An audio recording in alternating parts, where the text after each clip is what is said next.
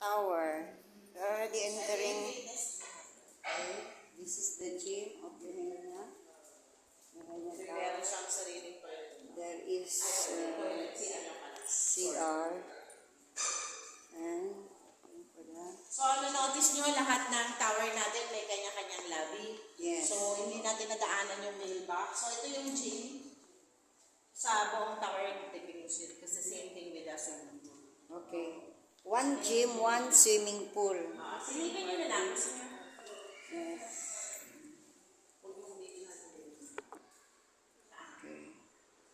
Dito na kami sa Santras. O, ito na, sabi mo. Santras Parkview. Santras Parkview. Actually, hindi naman siya nagsasabay-sabay. Not everybody. Hindi nagbabag. Ano yung tower, ma'am? Tower 1? This is Dahlia. Yuhenya po. Yuhenya building, right? 9th floor. 9. So So, we are papunta going po tayo guys sa isang amenities natin. na Jogging pa. Connecting po ang Yuhenya and Lily Tower.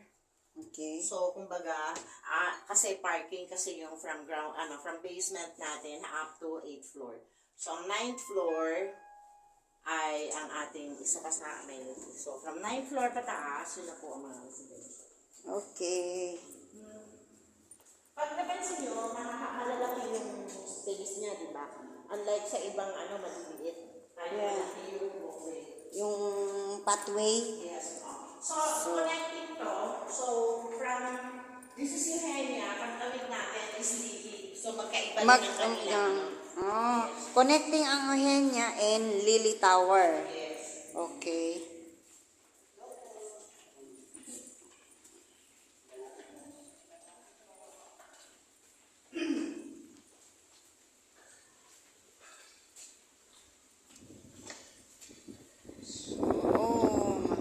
This is the garden.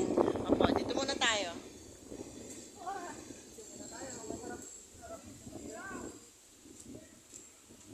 This is we are in the garden. Yes. Yes. So, yun yung Nara, Molave, Yeah. Lily, Yuhenya, And Dahlia, and Acacia. Acacia. Okay, meron yung ground. Playground.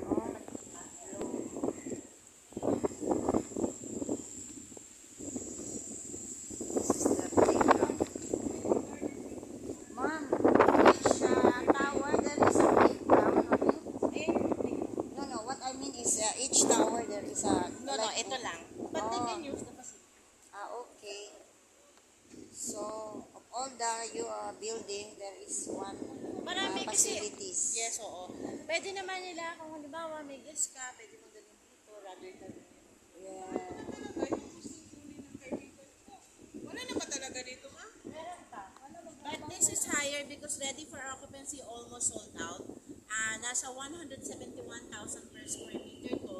Ang studio or natin is nasa 4 million plus. 4 million, o yun na nga. Oh, 4 million plus ang studio type. While the 4,100,000. Yung contract price pa lang yun. Pero pag nilagyan mo siya ng VAT at saka ng miscellaneous, papalo na siya sa 5. 5 million. Meron to tayong, i-add ko kayo sa GC ng parking. Okay. Parking is Kumikita. And still, makakapag-drive ko kasi demand. Puros, nasa paligid dito lahat ng sa Maynila.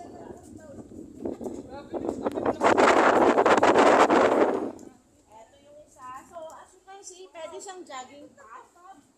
yes. What happened? Yan po. So, from the 9th floor, lahat po ng homeowners, pwede naman gamitin ito. Especially kung may bisita ka, especially yung mga anak mo, kung kailangan SM Manila lang, pwede na dito.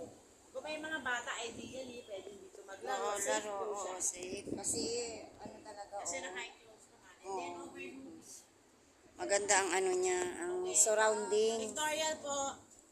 Okay. So, this is guys, the Ate. park view.